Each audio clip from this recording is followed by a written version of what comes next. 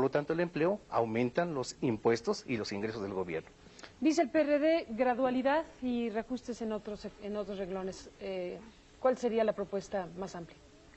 La propuesta es apostar al crecimiento económico, apostar a la dinámica de generación de empleos, apostar a que México pueda generar ese 1,5 millones de empleos que los jóvenes buscan cada año y reabsorber gradualmente esos más de 15 millones de compatriotas que carecen de empleo fijo, permanente y estable. Y eso se logra con una buena política fiscal, con una buena política de gasto público, con el control de la corrupción y con democracia y confianza en que la gente pagando sus impuestos va a recibir en servicios, en inversión pública, en bienestar social, aquello que está dando. Por eso, nuestra visión en cuanto a la reducción del IVA es que puede ser perfectamente compensada la gradual reducción de la recaudación por concepto del IVA, muy modesta, muy moderada, no esos 25,000 millones que de manera fantasmagórica el PRI y el gobierno manejan, es una cifra mucho menor, pero puede ser perfectamente compensada con el combate a la evasión fiscal. Ahí está la clave.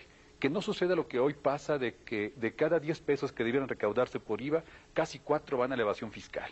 Que en el impuesto sobre la renta aumente la base de contribuyentes, pero no con medidas persecutorias, con democracia, con libertades públicas, con ejercicio de derechos ciudadanos y convenciendo a la gente que habrá buen combate a la corrupción, pero sobre todo apostando al crecimiento económico y reducir el gasto público en lo que se refiere a gasto corriente, pero no en gasto de inversión y no en gasto de bienestar social. Entonces, es perfectamente viable una nueva política donde la mediana y pequeña empresa sea impulsada y estimulada, donde los municipios y los estados reciban una cantidad sustancialmente mayor de los recursos que hoy están siendo transferidos del gobierno federal, que podamos aspirar a que en el futuro, pues el 50% del gasto público total sea precisamente administrado en ingreso y gasto por los municipios. Es perfectamente viable también un esquema en donde la inversión pública en educación, salud y vivienda se fortalezca y bueno, pues hay condiciones para buscar una concertación con todos los partidos. Yo llamaría a nombre del PRD, particularmente al PRI y al gobierno, a que dialogue, concerte y busquemos aquella solución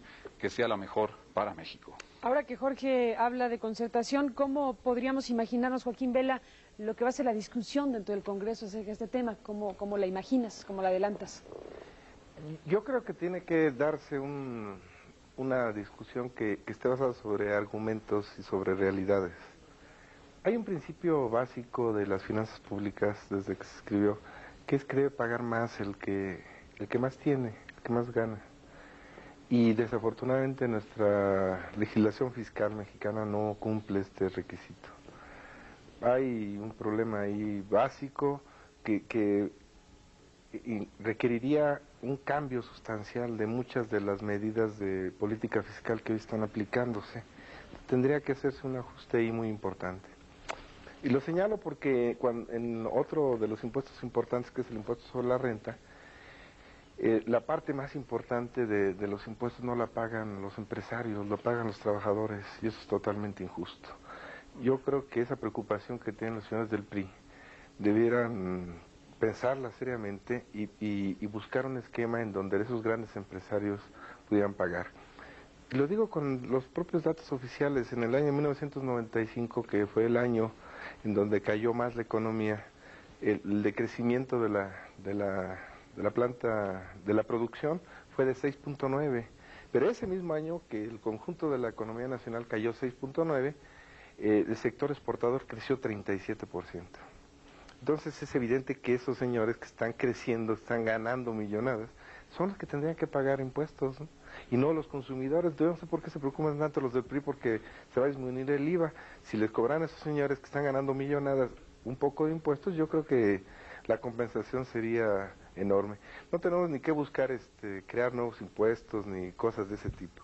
Simplemente que paguen los señores que están teniendo un dinamismo económico impresionante, que están exportando, que están ganando millonadas, y muchos de los que vienen también invierten su dinero en la bolsa, ganan en un corto plazo ganancias impresionantes, también deben pagar impuestos. Si esos pagaran, se podría bajar no solamente del 15 al 10, tal vez incluso un porcentaje mayor.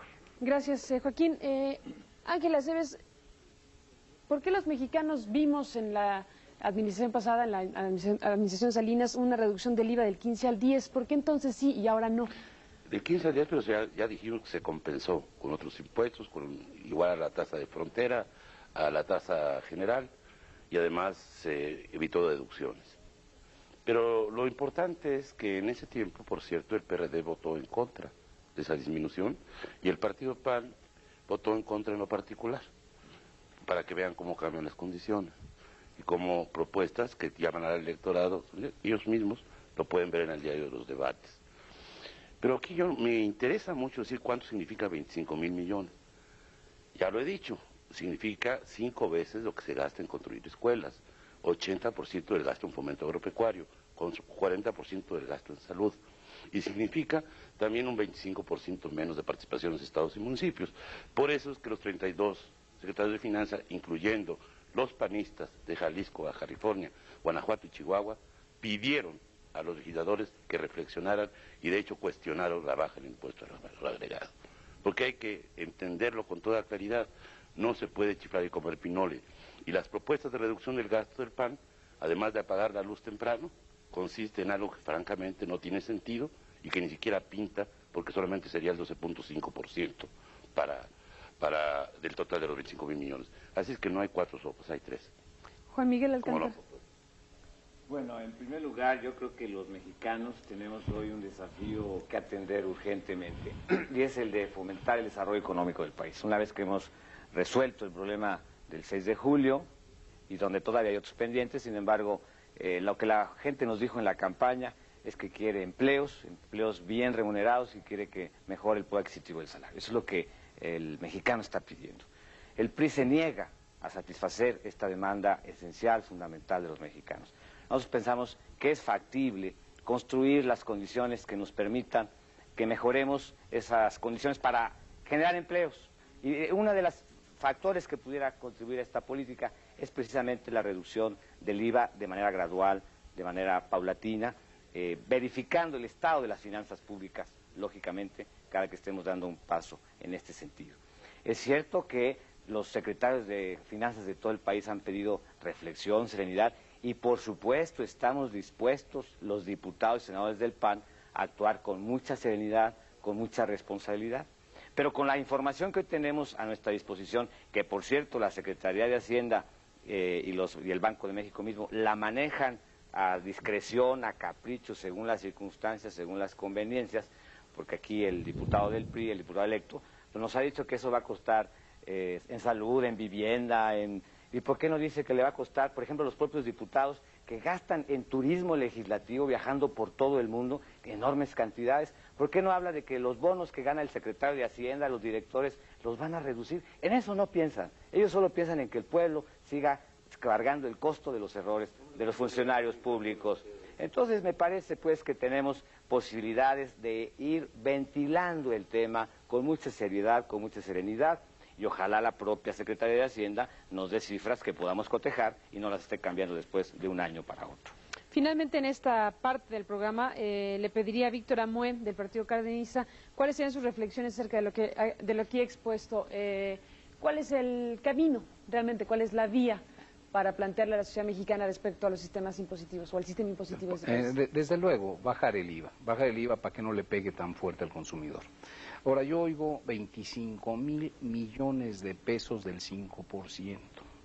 Quiere decir que el 15% son 75,000 millones de pesos. ¿Qué hace el gobierno con ese dinero? ¿En dónde lo ha gastado durante tanto tiempo? De un solo impuesto que es el IVA, de un solo impuesto que es el impuesto del consumidor. Entonces, de impuestos sobre la renta, ¿cuánto está cobrando? Y de los demás muchos impuestos que cobran, como el ISAN de los carros, como el de la tenencia de los carros, que fue un impuesto que se hizo para hacer las Olimpiadas y que después se quedó permanente, no sé por qué exista, pero sigue continuando. Entonces, esa cantidad de impuestos, ¿dónde están? Se están muy preocupados porque se quita el 5%. El 5% representa, según el diputado, 25,000 millones de pesos. Entonces, el 15% son 75,000 millones de pesos. Ese es el gran problema. Ese aparato obeso que tenemos burocrático. Ese gran aparato, esos grandes bonos que se le da a todos los políticos, desde los niveles medios hacia arriba, todos tienen bonos. Todos tienen compadres que son aviadores o que son sus amantes aviadoras. Ese es el grave problema de nuestro gobierno. No es el 5% de IVA. Como dice el compañero, se podría llegar a reducir hasta más del 10%. Podría llegar a los niveles que teníamos del impuesto, que teníamos del 4% de ingresos mercantiles, que fue el IVA el que lo sustituyó. Pero si siguen metiendo al compadre, al primo, al hermano, a todo mundo, a las secretarías de Estado, a las descentralizadas, a las paraestatales, todo ese fondo de contingencia que teníamos, que vendimos todas esas empresas paraestatales descentralizadas y bancos, ¿dónde está ese dinero? Yo nunca vi los informes en los periódicos en qué se gastó. Muy bien, bueno, pues terminamos esta parte, regresamos a lo que sería el orden original para algunas ideas finales. José Luis Herrera, del PDM, te escuchamos con tus conclusiones. Sí, muchas gracias. Lo que nosotros decimos es no caer en el falso debate. Indudablemente los impuestos perjudiciales habrá que disminuirlos o eliminarlos. Debemos de reformar nuestro sistema tributario para convertirlo en un sistema de fomento a la producción que no inhiba la creación y la existencia de la mediana, de la pequeña industria y obviamente de la industria familiar. Si nosotros utilizáramos, por ejemplo, el 2% que se cobra de impuesto para crear un fondo, con esto podríamos fomentar la creación de empresas de